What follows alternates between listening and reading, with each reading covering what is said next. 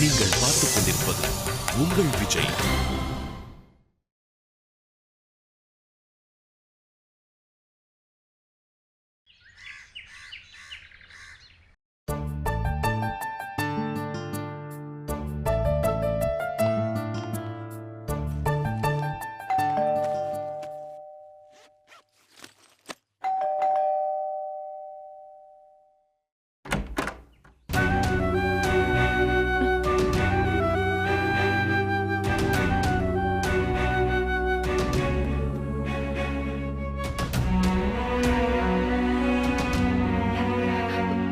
வணக்கம். வணக்கம். வாங்க.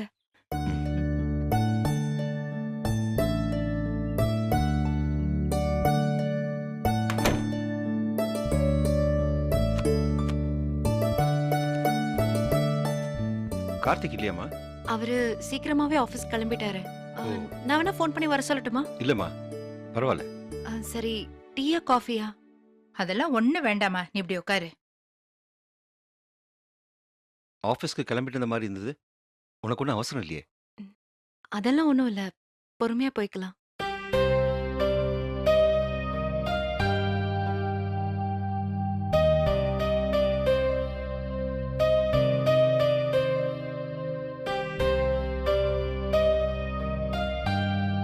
அப்புறம் எப்படிம்மா இருக்க? ஆ? இல்ல, 2 பேரும் எப்படி இருக்கீங்க? நல்லா இருக்கீங்கல்ல? ம். எங்கம்மா வேலை? வி டேட்டான்னு ஒரு புது கம்பெனி. ஆ, கேள்விப்பட்டிருக்கம்மா. மதன் கிட்ட தான் உங்க புது வீட்டு அட்ரஸை வாங்கிட்டு வந்தோம். ஆ, ஓ. கார்த்திக்கு ஃபோன் பண்ணேன், ஃபோன் எடுக்கல. மெசேஜ் போட்டேன், அதுக்கும் பதில் இல்லை. அப்படியா? அவன் உன்கிட்ட சொல்லியிருக்க மாட்டான். ஆம், எனக்கு தெரியாது. அப்புறம் தான் சரி, ரொம்ப யோசிக்க வேணான்னு நாங்களே கிளம்பி வந்துட்டோம்மா. தப்பு நம்ம பக்கம் இருக்கு.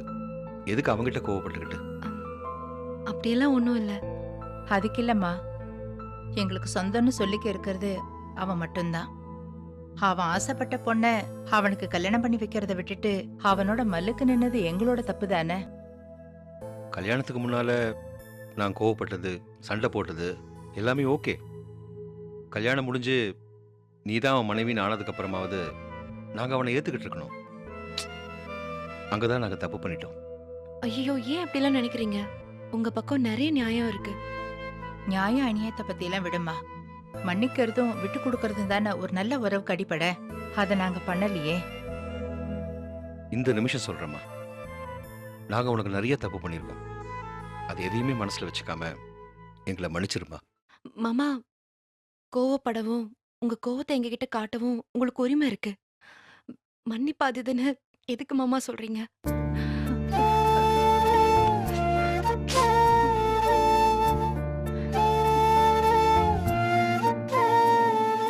இப்படி ஒரு நல்ல மருமக கூட இருக்க எங்களுக்கு கொடுத்து வைக்கல. அம்மா, எதுக்கு இப்போ எமோஷன் ஆகுற? உன்னை நிறைய திட்டிருக்கேன், சாபம் விட்டிருக்கேன், நீ நல்லா இருக்க கூடாதுன்னு சபிச்சிருக்கேன். அந்த பாவத்துக்கெல்லாம் கண்டிப்பா எனக்கு தண்டனை கிடைக்கும். ஐயோ, அப்படியெல்லாம் ஒண்ணும் இல்ல. உங்க வீட்ல எல்லாரும் சமாதானம் ஆயிட்டாங்கன்னு கேள்விப்பட்டேன். ஆமா. நம்ம தான் கண்ணை கட்டிட்டு உட்காந்துட்டு இருந்தோம். ராஜி, மாமா, கார்த்திக் கல்யாண நாள்லேருந்து தினமும் ஒரு 10 தடவையாவது ஃபோன் பண்ணிடுவான். நிறைய தடவை நான் ஃபோன் எடுக்கவே மாட்டேன். அப்படியே எடுத்தாலும் சண்டை போட்டு சாபம் கொடுத்து நான் ஃபோனை வச்சிருவேன். திடீர்னு ஒரு 5 மாசமா அவங்ககிட்ட இந்த ஃபோன் வரதே நின்று போச்சுமா. ரொம்ப கஷ்டமா போச்சுமா.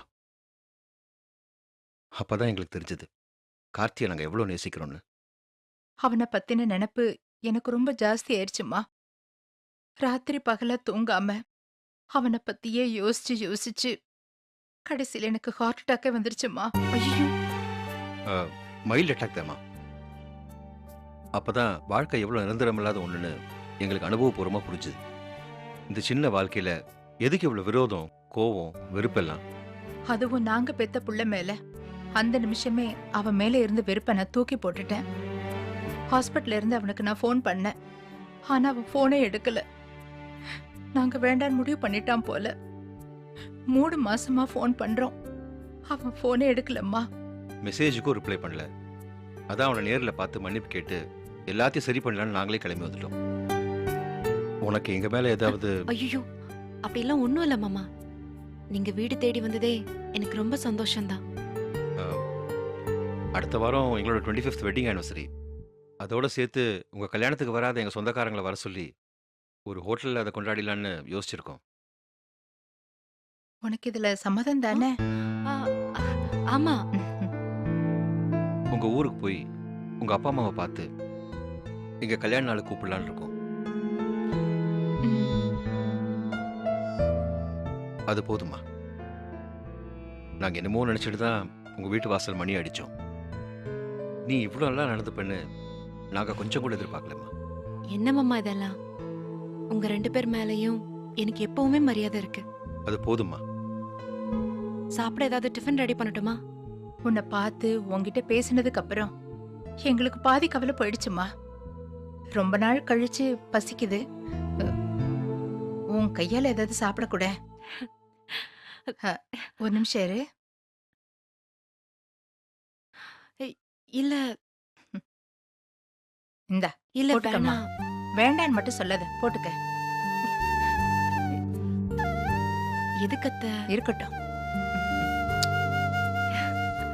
சரி, டிஃபன் ரெடி பண்ணட்டுமா? ம்.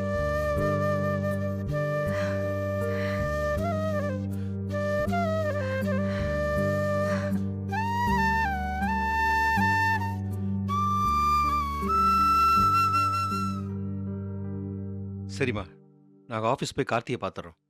சாயங்காலம் கார்த்திக் இங்க வந்த பிறகு பார்த்து பேசிக்கலாம். இல்லம்மா, நாங்க கார்த்தியை பார்த்துட்டு அப்படியே ஊருக்கு கிளம்புறோம். அவங்கள பேசினதுக்கு அப்புறம் தான் அடுத்து என்ன பண்ணலாம்னு முடிவு பண்ணணும். ம், எங்களை பத்தி பேசுறப்ப ரொம்ப கோவமா தான் பேசுறானா? அப்படி இல்ல. அவன் எவ்வளவு தடவை ஃபோன் பண்ணப்பவும் நீங்க பேசலன்னு கொஞ்சம் வருத்தம். அதெல்லாம் எங்களை நேர்ல பார்த்தா சரியாயிடுவாமா. வரேம்மா. ம், சரி. வரம்மா. சரிங்க அத்தன்னு சொல்லக்கூடாதா? சரிங்க அத்த. நாங்க ஏதாவது தப்பு பண்ணியிருந்தா? அப்படிலாம் இல்ல அத்த. நீங்க பெரியவங்க, இப்படிலாம் பேசாதீங்க. நாங்க பண்ணதுதான் தப்பு. நீங்க தான் எங்களை மன்னிக்கணும். சரிம்மா, நாங்க கிளம்புறோம். கிளம்புறோம்மா. ம். வரோம்.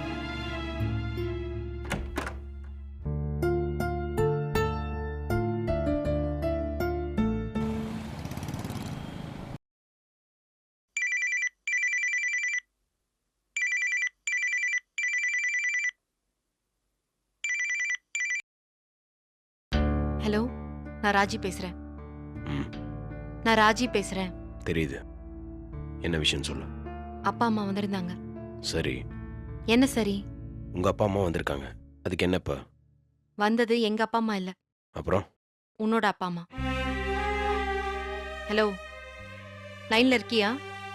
ஆ, சொல்லு. உங்க அப்பா அம்மா வந்திருந்தாங்கன்னு சொல்றேன். என்னவா? ஒன்றும் இல்ல, சமாதானமா தான் பேசினாங்க.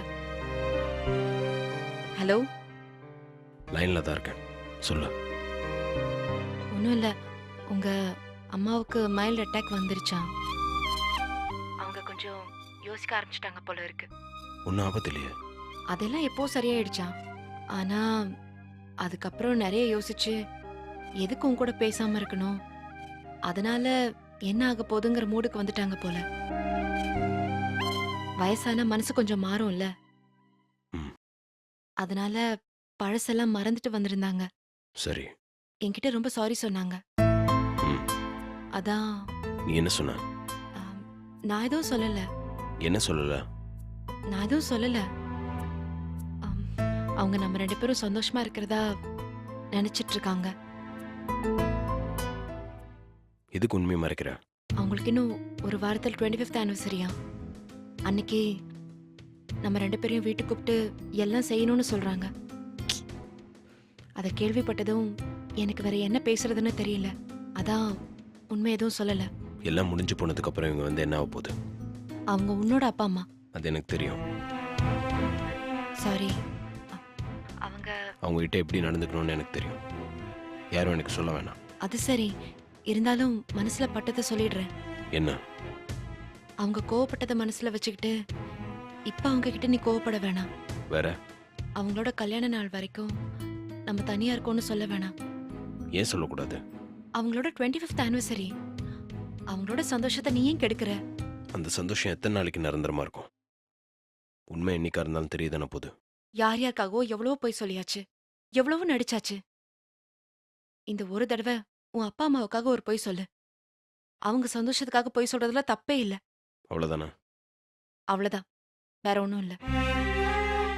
அவங்க உன்னை பார்க்க அங்கதான் வந்துட்டு இருக்காங்க. இங்க எதுக்கு அனுப்பி வச்ச? நான் அனுப்பல. அவங்க மதியம் ஊருக்கு கிளம்பணுமா, அதான் உன்னை பார்க்க அங்க வந்துட்டு இருக்காங்க. கொஞ்சம் பொறுமையா இரு. எனக்கு தெரியும், நீ அட்வைஸ்லாம் பண்ண தேவையில்ல. இது அட்வைஸ் இல்ல, ரிக்வெஸ்ட். அவங்க ரொம்ப உடைஞ்சு போயிருக்காங்க. அவங்கள நீயும் கஷ்டப்படுத்தாத. நான் நல்லா இருக்க மாட்டேன்னு அவங்க சாபம் விட்டாங்க, அது பழிச்சிருச்சு. பெத்தவங்க சாபம்லாம் சும்மாதான். இப்ப அவங்களே தேடி வரலையா? அதை நான் ஹேண்டில் பண்ணிக்கிறேன். வேற என்ன? அவ்வளவுதான். சரி, நான் பார்த்துக்கிறேன். ஆ, அதில்ல. உன் வாழ்க்கைக்கு எது சரியோ நீ அதை பண்ணு, போதும். தேவையில்லாம மற்றவங்க விஷயத்தில் தலையிடாத. சரி, நான் வச்சிடுறேன். பை.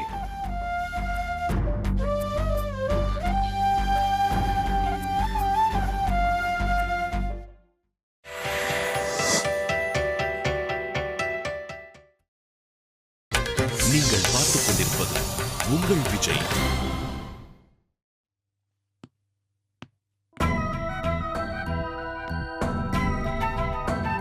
உட்கார.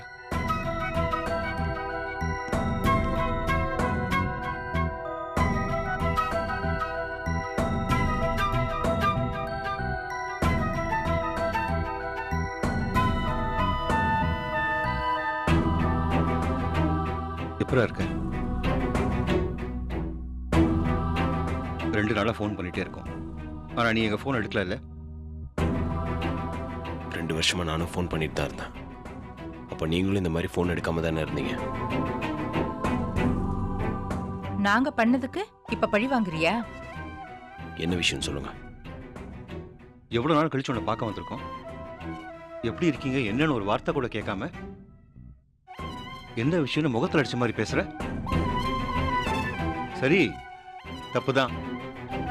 நாங்க அப்படி நடந்துக்கிட்டது தப்புதான். ஏன் இவன் பண்ணது மட்டும் தப்பு இல்லையா? நீ கொஞ்சம் சும்மா இருக்கியா? இங்க பாரு, அவ ஏதோ ஆதங்கத்துல பேசுறா. உடனே நீ அதுக்கும் டென்ஷன் ஆகாத. அவங்க ஆதங்கத்திலாம் ஒன்றும் பேசல. அன்னிலிருந்து இன்ன வரைக்கும் அப்படியே தான் பேசுறாங்க. கொஞ்சம் கூட மாறவே இல்லை. ஆமாடா, நாங்க மாறாம தான் உன்னை தேடி இவ்வளவு தூரம் பாக்குறதுக்கு வந்திருக்கோம். சரி, அதெல்லாம் இருக்கட்டும். என்ன விஷயம் சொல்லுங்க. திரும்ப திரும்ப எப்படி பேசுறான் பாருங்க. டேய், என்னடா ஆச்சு உனக்கு? யார்கிட்டயோ பேசுற மாதிரி பேசுற? யார் தப்பு பண்ணாங்கன்னு ஆராய்ச்சி பண்றதுக்காக நாங்க இங்க வரல. 2 வருஷம் உன்னை விட்டுட்டு நாங்க தனியா இருந்திருக்கோம். அதுக்கு நான் காரணம் இல்லை.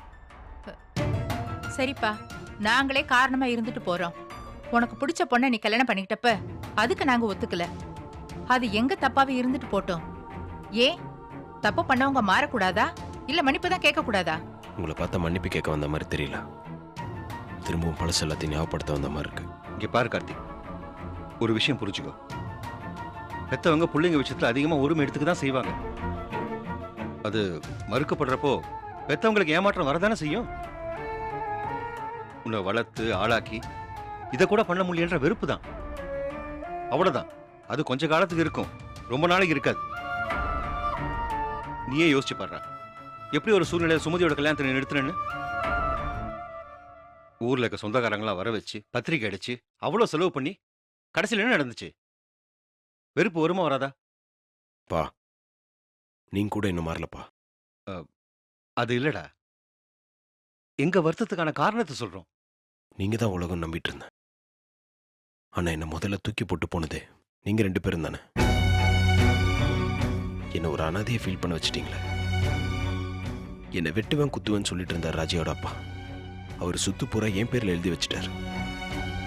நீங்க 2 பேரும் கடைசி வரைக்கும் என்ன ஒரு விரோதியை தானே பார்த்தீங்க. எத்தனை நாள் நான் எழுதியிருக்கேன் தெரியுமா? உங்க மன்னிப்புக்காக எத்தனை நாள் நான் எதிர்பார்த்திருக்கேன் தெரியுமா? ஒரு நாளைக்கு 100 கால் பண்ணியிருப்பேன். கடைசி வரைக்கும் வெறுப்பை காமிச்சிட்டு இப்போ ஒண்ணுமே நடக்காத மாதிரி வந்து எப்பவும் போல பேசுறானா எப்படி?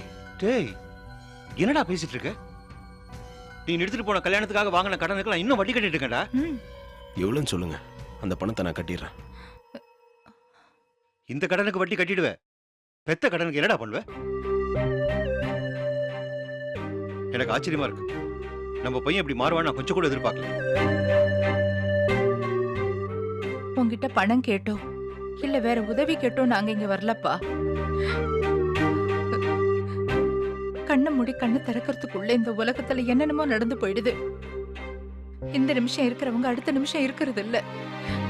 சொந்தம் பந்தம் பாசம் நேசம் எல்லாமே நம்ம வாழ்ற வரைக்கும் தான். அதனாலதான் நாங்க உயிரோட இருக்கும்போதே உன்னை ஒரு தடவை பார்த்துட்டு போலான்னு வந்தோம். அதுதான்டா உண்மை. வேற எதையும் உங்ககிட்ட எதிர்பார்த்து நாங்க இங்க வரல. நீ சந்தோஷமா இருக்கல்ல, அது போதும் எங்களுக்கு. நான் கிளம்புறேன்டா. நானா சந்தோஷமா இருக்கேன்? யார் சொன்னா? என்னடா சொல்ற? இந்த பொண்ணை நீ கட்டின நான் நல்லா இருக்க மாட்டேன் நல்லா இருக்க மாட்டேன்னு சாபம் விட்டீங்கல்ல, அந்த சாபம் பழிச்சிருச்சு. என்னடா சொல்ற? ஆமா, எனக்கும் அவளுக்கும் ஒத்து வரல. பிரியலான்னு முடிவு பண்ணிட்டோம். இன்னும் 1 மாசமோ 2 மாசமோ நீங்க ஆசைப்பட்ட மாதிரியே நாங்க பிரிஞ்சிருவோம். போதுமா? காலையில தாண்டா ராஜியை பார்த்தோம். அவ அப்படிலாம் எதுவும் சொல்லலையே. நீங்க வருத்தப்படக்கூடாதுன்னு அவன் நடிச்சிருப்பான். நான் எதுக்கு உங்ககிட்ட போய் சொல்லணும்? அதனால தான் உண்மையை சொன்னேன். நான் நல்லா இல்லை, நீங்க பொறாமப்படுற மாதிரி நான் ஒன்றும் சந்தோஷமா வாழல. சங்கடத்தோட தான் வாழ்ந்துட்டு இருக்கேன். இதுக்கு தானே ஆசைப்பட்டீங்க? கடைசி வரைக்கும் நான் தனிமரமாவே வாழ்ந்துட்டு போறேன்.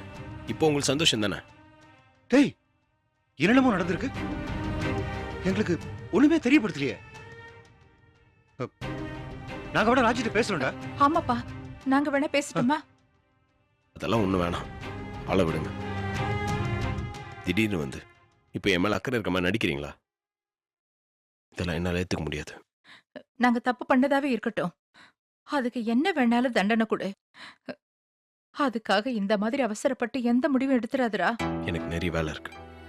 நீங்க எப்ப கிளம்புறீங்க? எங்களை எங்கடா கிளம்ப சொல்ற? இவ்வளவு நடந்துச்சுன்னு தெரிஞ்சதுக்கு அப்புறமும் நாங்க அங்க போய் எப்படா நிம்மதியா இருக்க முடியும்? நாங்க இனிமே உன் கூட தான் இருக்க போறோம். என் கூட யாரும் இருக்க வேணாம். அம்மா அப்பான்னு ஒரு வயசு வரைக்கும் உங்களை தவிர வேற எதுவுமே யோசிக்காம இருந்துட்டேன். அம்மாவும் இருந்தாலும் சரி அப்பாவும் இருந்தாலும் சரி, அவங்களுக்கு பிடிச்ச விஷயத்த நம்ம செய்யலைன்னா நம்மளை தூக்கி தூர போட்டுருவாங்கன்னு எனக்கு நல்லா புரிய வச்சுட்டீங்க. ஆனா எனக்கு என்ன பிடிக்கும் நீங்க யோசிக்கவே இல்லை. உங்களுக்கு பிடிச்சது தான் என் மேல தெரிஞ்சிங்க. நான் ஒத்துக்கலன்னதும் என்னை தூக்கி போட்டு போயிட்டீங்க. அடுத்தது லவ். அவ தான் என் உலகம். உலகத்துல இல்லாத அதிசயம். கடைசி வரைக்கும் அவ தான் என் கூட வரப்போறான்னு நினைச்சேன். அவளும் வாழ்க்கைனா என்னன்னு எனக்கு புரிய வச்சுட்டான்.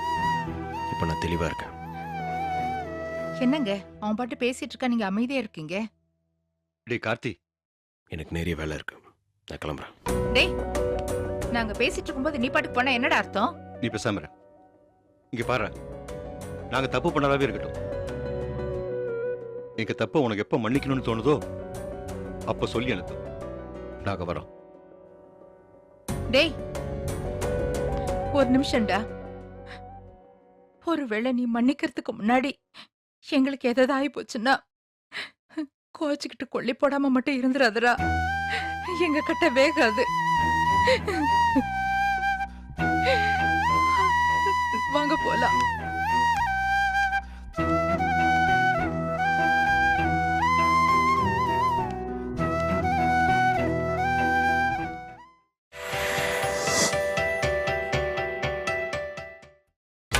நீங்கள் பார்த்துக் கொண்டிருப்பது உங்கள் விஜய்.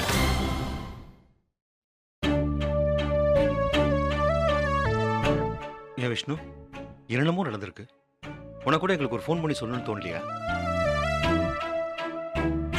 எங்களுக்கும் அவனுக்கும் தான் பிரச்சனை. பேசுறது இல்ல. கோவம் எங்க கண்ணை மறைச்சிடுச்சு. நீ அவன் ஃப்ரெண்டு தானப்பா. அவனுக்கு இப்படி ஒரு பிரச்சனை வந்தப்ப நீ எப்படி பார்த்துட்டு சும்மா இருந்த? சொல்லுப்பா, அவன் ஃப்ரெண்டு தானே? அப்படி நான் மட்டும் நினைச்சு என்னப்பா பிரயோஜனம்? அவன் உங்ககிட்ட கூட சரியா பேசுறது இல்லையா? அவன் யார்கிட்டயுமே சரியா பேசுறது இல்லப்பா. எதுக்கு எடுத்தாலும் கோவம் மட்டும் பொத்துக்கிட்டு வருது. உங்களை விடுப்பா, நீங்க ஃப்ரெண்ட்ஸ். இன்னைக்கு சண்டை போட்டுப்பீங்க, நாளைக்கு சேர்ந்துப்பீங்க. ஆனா ராஜ்கிட்ட கூட அவன் பேசுறது இல்லையாமே. இது கொடுமையல்ல இருக்கு. புருஷனும் பொண்டாட்டியும் ஒரே வீட்டுல இருந்தும் தனித்தனி சமையல், தனித்தனி படுக்கன்னு இப்படி தனித்தனியா இருக்காங்கன்னு தெரிஞ்சதும் எங்களால தாங்கிக்கவே முடியலப்பா. நீங்கெல்லாம் இவ்வளவு கிட்ட இருந்தும் எங்ககிட்ட விஷயத்த சொல்லாம விட்டுட்டீங்கல்ல. இல்லம்மா, ஏற்கனவே நீங்க கார்த்தி மேல பயங்கர கோவத்துல இருக்கீங்க. இதை வேற சொல்லி உங்களை கஷ்டப்படுத்த வேணான்னு தான். நாங்கள் அவன் மேலே ஆரம்பத்தில் கோவமாக இருந்தது உண்மைதான். அதுக்குன்னு கஷ்ட நஷ்டம் வரும்போது அவன் எங்கள் புள்ள இல்லைன்னு ஆயிடுமா? இல்லை நாங்கள் தான் அவனை பெற்றவங்க இல்லைன்னு ஆயிடுமா? சரிப்பா, அவன் எங்கிட்ட கோவப்படட்டும், பேசாமல் இருக்கட்டும். ஆனால் அவனாச்சும் சந்தோஷமா இருந்தா அதுவே எங்களுக்கு போதும். தூரம் நின்று பார்த்துட்டு நாங்கள் நிம்மதியாக போவோம். எந்த கல்யாணத்தால் எங்கள் சந்தோஷம் போச்சோ அதே கல்யாணத்தால் அவனும் சந்தோஷமா இல்லைன்னு நினைக்கும் போது எங்களுக்கு சங்கடமா இருக்கு விஷ்ணு. அப்பா, அதெல்லாம் ஒன்றும் ஆகாதுப்பா. அவனுக்கு காலேஜ்ல இருந்து இப்ப வரைக்கும் இருக்கிற ஒரே ஃப்ரெண்டு நீ மட்டும்தானே. சொந்தன்னு சொல்லிக்க நாங்க மட்டும்தான் இருக்கோம். இப்ப நாங்களும் இல்லைன்னு ஆயிப்போச்சு. அவனா விரும்பி உருகி உருகி காதலிச்ச பொண்ணு ராஜி. அவ கூடவாவது சந்தோஷமா இருக்கானா? அதுவும் இல்ல. மொத்தமா எல்லாரையும் தொலைச்சிட்டு அப்படி தனியா என்னதான் பண்ண போறான்? அன்னைக்கு அவன் ராஜியை தான் கட்டுவேன்னு ஒத்த கால நின்னப்ப நாங்கெல்லாம் வேண்டான்னு அந்த பொண்ணை வெறுத்தோம். ஆனா அவ இன்னைக்கு எங்க மனசு நோக கூடாதுன்னு நடந்த உண்மையெல்லாம் எங்க கிட்ட இருந்து மறைக்கிறா. ஆனா பெத்த புள்ள எங்களை பார்க்கவே பிடிக்கலன்னு துரத்தி அடிக்கிறான். எல்லாம் எங்க நேரம். ஆமாம்ப்பா, நாங்கள் யாரை வெறுத்தமோ அவள் எங்கள் மேலே அன்பை காட்டுறா. நாங்கள் நல்லா இருக்கணும்னு நினைக்கிறவன் எங்களை துரத்தி அடிக்கிறான். சரி விடு, எங்கள் மேலேயும் தப்பு இருக்கு. அவன் மன்னிச்சிரு நீ கதறினப்போ நாங்கள் கண்ணை மூடிட்டு இருந்தோம். இப்போ அவனோட டர்ன். நெக்ஸ்ட் வீக் எங்களோட 25th ஆனிவர்சரி. அதை சாக்கா வச்சு பிரிஞ்ச எங்க குடும்பத்தை ஒண்ணு சேர்க்கலான்னு பார்த்தா இங்க விஷயமே வேற மாதிரி இருக்கு. அவன்கிட்ட நிறைய பேசணும்னு நினச்சி வந்தோம். ஆனால் அவன் எங்களை வாயே திறக்க விடல.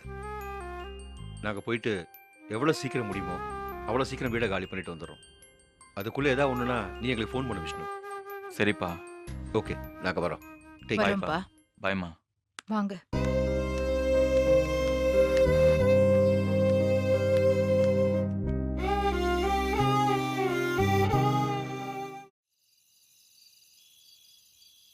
இன்று சென்னை பெங்களூர் செல்லும் நெடுஞ்சாலையில் கார் ஒன்று விபத்துக்குள்ளானது. அதில் பயணம் செய்த டிரைவர் மற்றும் பயணிகள் இருவர் சம்பவ இடத்திலேயே மரணம் அடைந்தனர்.